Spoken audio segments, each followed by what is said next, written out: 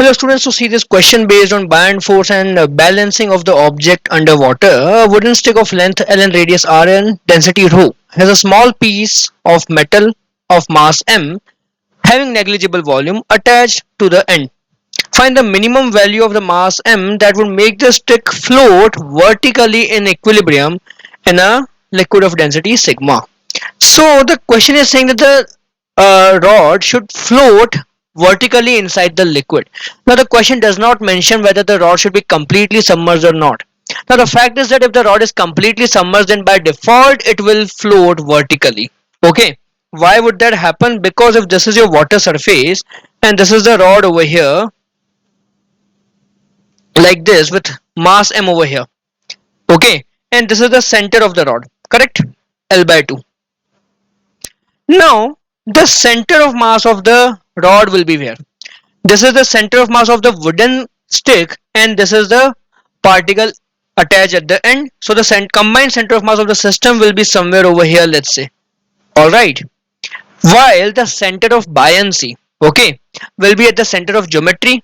So this is your rod submerged completely under water. So the buoyant force will be acting over here. This is your center of buoyancy. Since center of buoyancy is above center of mass, this rod will float under equilibrium in this position. So by default, for completely submerged situation, we don't need to worry. Okay, we have to find the minimum possible mass that would help it make float vertically, and for that we want the rod to be partially submerged. Okay, so we will take the case of partially submerged rod. So this is your rod submerged under water partially, and let the submerged height or depth be equal to y. Alright, so what is the buoyant force will be equal to? That will be equal to sigma times volume submerged. So height y multiplied by area of cross section, that will be pi y square, pi r square, I'm sorry, and into g. This is your buoyant force. Okay, and where is the center of buoyancy? Center of buoyancy will be at y by 2 from bottom. Okay, this will be your center of buoyancy, y by 2. Okay, this is your center of buoyancy. Now where is the center of mass? We want the center of mass to be below this point. Okay, and where is the center of the rod? The center of the rod is over here. This is the center of the rod. So now we find the combined center of mass of the rod plus the particle. Let the mass of the rod be equal to m. So center of mass will be where? Okay, YCOM will be equal to capital M, that is mass of the rod, multiplied by center of mass of the rod, plus small m multiplied by 0. We are measuring the distance from the bottom end, divided by total mass, m plus m. So this will be equal to m L by 2 m plus m. Okay, and we want the combined center of mass. This is the center of mass of the rod, and the combined center of mass should be either at the center of buoyancy or below that. So we want YCOM to be less than or equal to y by 2. Combined center of mass of the rod and the particle should be below center of buoyancy for rotational equilibrium. So this is your one equation that we will be using. Okay, we'll be replacing YCOM over here and we will get one equation. Your other equation will be what? For vertical equilibrium.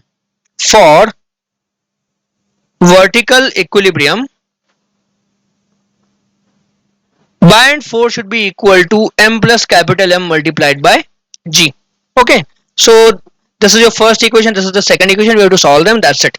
So let's do that. So buoyant force is sigma y pi r square g, that is equal to small m plus capital M multiplied by g. So from here I get y is equal to m plus m by sigma pi r square. Okay, we found y, and YCOM is equal to this value. So put YCOM here and replace y with this value. So YCOM is what? ml by 2 m plus m, that should be less than equal to y by 2. So m plus m by 2 sigma pi r square. So from here I will get ml sigma pi r square should be less than equal to m plus m whole square, or then I will get m should be greater than equal to root of ml sigma pi r square minus capital M. Okay. So M is what? M is the total mass of the wooden rod. So that will be equal to M will be equal to rho pi r square L. So we'll put that over here. Rho pi r square L times L sigma pi r square minus rho pi r square L. That should be less than equal to small m. So we'll take rho pi r square L common and we will get root of sigma by rho, it's not so low, minus 1. That should be less than equal to small m. Okay.